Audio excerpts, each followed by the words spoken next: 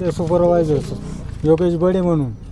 ज्यावेळी पाईपलाईनचं माझं आतून होते, हे म्हटले सेंटरपासून 18 मीटर, इकडून 18 मीटर तिकडून. म्हटलं साहेब पाईपलाईन सगळी माझी जाते. ते म्हटलं गेली तर आम्ही देऊ भरून, पण रस्त्याचं काम आहे. मी म्हटलं चालेल, मग जेवढे चांगले निघाले का तेवढे काढले यांनी. नंतर नाही येऊन पडले ते. किती पाईप तुटले? 35 पाईप जवळजवळ. त्यावेळी 1990ची पाईपलाईन आहे. त्यावेळी 400 रुपयाला फिनोलेक्स होता, आता 1000 रुपयाला आहे. ते म्हटले ते भरून देतो. हां, काय म्हणतात? ते म्हटले आता आमच्या याच्यात प्लॅनमध्ये नाही. रायकर साहेब सरपंच आम्ही होतो सर्वेला. ते म्हटले तुम्ही कशाला उकरून दिला, म्हणजे परत पलटी मारली त्यांनी माझ्यावर.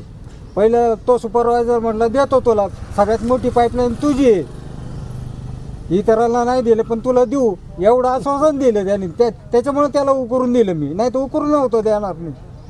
काय म्हणणे तुमचं? ते स्वतः आमच्या घरी आले होते. ज्या वेळेला आले त्यावेळेला मी विषय पण मांडला होता की माझी पाईपलाईन जाते, तर ते बोलले आम्ही नीट करून देऊया. त्यानंतर मी 2-3 वेळा फोन केले रायकर साहेबांना पण, तर ते बोलले आमचं काही घेणं देणं नाही, तुम्हाला खर्च करावा लागेल. एकदा मी वाणी साहेबांना पण कॉल केला होता की तुम्ही पण हा विषय याच्यावरती घ्या. आज 30 ते 35 पाईपांचा तिथं आम्हाला खर्च आहे. आम्हाला 6 महिने पाणी नाही आहे, आम्ही बिन पाण्याचं आहे. शेती माझी पडीक होती. जर 6 महिने पडीक असेल तर एवढा 30-40 हजार रुपये खर्च कुठून करणार ना आम्ही. हा विषय त्यांनी याच्यावर घेतला पाहिजे आणि माझी पाईपलाईन ही मला दुरुस्त करून दिलीच पाहिजे. फोन लावा, करा स्पीकर ऑन. त्या विहिरीपाशी त्यांनी मोऱ्या टाकल्यात. माझ्या विहिरीपाशी पहिला भरावा होता खूप उंच, त्याच्यामुळं पावसाचं पाणी आलं तरी असं निघून जात होतं किटीने. पण आता काय झालं, तिथला भरावा त्यांनी काढून घेतला. ती माती अगदी विकली त्यांनी, यांनी त्या ठेकेदारांनीच विकली. माझ्या वावरातली पण विकली आणि ते पण विकली तिथली विहिरी पसली. तर ते म्हणजे मला माहितीच नव्हतं की माती उकरतायत. जेव्हा त्यांनी 2-3 हे नेलं की डंपर नेले भरून, त्याच्यानंतर मला माहिती झालं. तर JCP वाला म्हटलं हे तुम्ही आधी सांगायला लागत होतं ना, आम्ही दिली म्हणे आता ती माती. त्यांना मी बोलले माझी माती मला आणून द्या म्हटलं परत, तर ते म्हणे आता ते शक्य नाही. आणि त्या विहिरीपाशी काय झालं, आता पावसाळ्याचं पाणी जेव्हा वरून येईल सगळं डोंगरावरून सगळं माझ्या विहिरीत घुसणार आहे. आणि उन्हाळ्याच्या दिवसात सगळी ठाकरवाडी माझ्या इथनं पाणी नेते. जर पावसाळ्याचं पाणी खराब सगळं विहिरीत घुसलं तर माझी विहीर गाडली जाईल कालांतराने. पहिली एकदा घेतली, खड्डा घेतला, खोल घेतली 5 फूट काहीतरी, ते गाडून घेतली. आता नंतर त्याचं राहिलं म्हणतात दुसरी पाईपलाईन घेतली. यांचं जर नियोजन होतं तर त्याच वेळेला एका वेळेला खड्ड्यात दोन्ही झाल्या असत्यानं आणि मग डबल जागा गुतावली ना.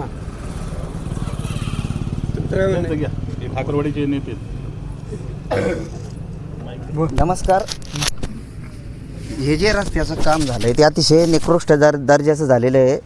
वारवाडी ते म्हाळुंगा खिंड या परिसरात आमची आदिवासींची जवळजवळ 3 ते 4 हजार लोकसंख्या आहे आणि पूर्णतः ती कुटुंब गरीब आहे. जर नकळत अचानक या रस्त्याचं काम असं झाल्यामुळं जर काही अघटित घटना घडली तर आमच्यासारख्या आदिवासींवर जी वेळ येणार आहे त्या जर अघटित घटना घडून जर एखादी वेळ आली त्या वेळेला पूर्णतः हे जे प्रशासन आहे ते जबाबदार राहील.